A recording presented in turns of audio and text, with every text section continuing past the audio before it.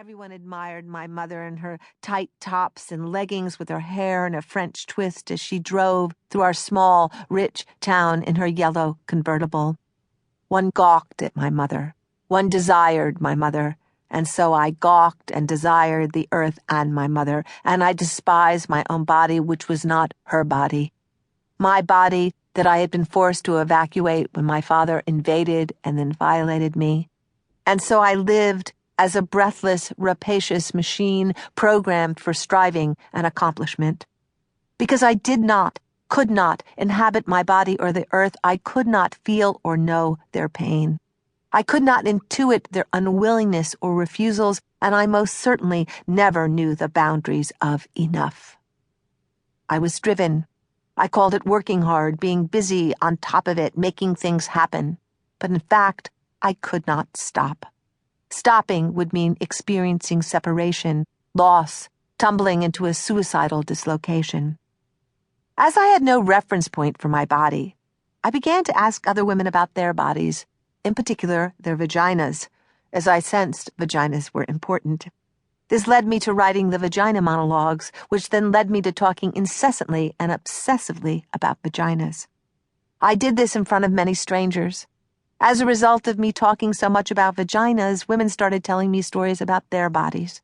I crisscrossed the earth in planes, trains, and jeeps. I was hungry for the stories of other women who had experienced violence and suffering. These women and girls had also become exiled from their bodies, and they too were desperate for a way home. I went to over 60 countries. I heard about women being molested in their beds, flogged in their burqas, acid burned in their kitchens, left for dead in parking lots. I went to Jalalabad, Sarajevo, Alabama, Port-au-Prince, Peshawar, Pristina. I spent time in refugee camps and burned out buildings and backyards in dark rooms where women whispered their stories by flashlight. Women showed me their ankle lashes and melted faces, the scars on their bodies from knives and burning cigarettes. Some could no longer walk or have sex. Some became quiet and disappeared. Others became driven machines like me. Then I went somewhere else. I went outside what I thought I knew.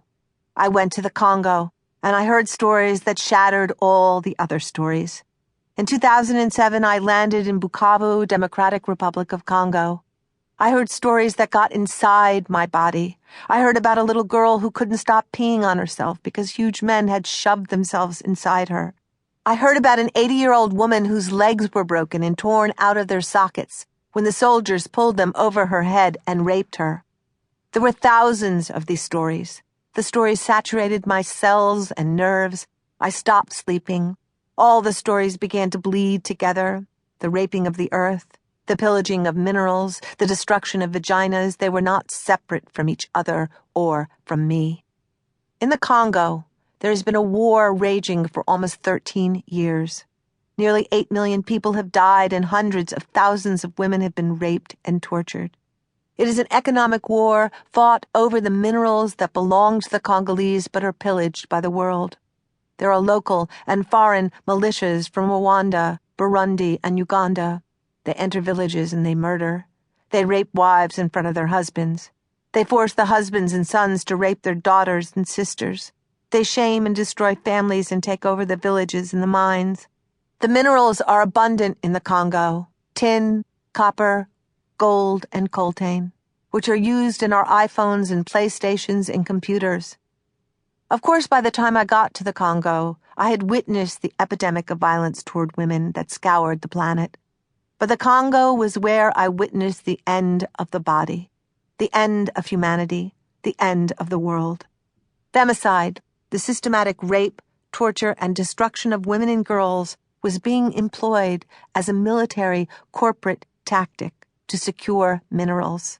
Thousands and thousands of women were not only exiled from their bodies, but their bodies and the functions and futures of their bodies were rendered obsolete. Wombs and vaginas permanently destroyed. The Congo and the individual horror stories of her women consume me. Here I began to see the future. A monstrous vision of global disassociation and greed that not only allowed but encouraged the eradication of the female species.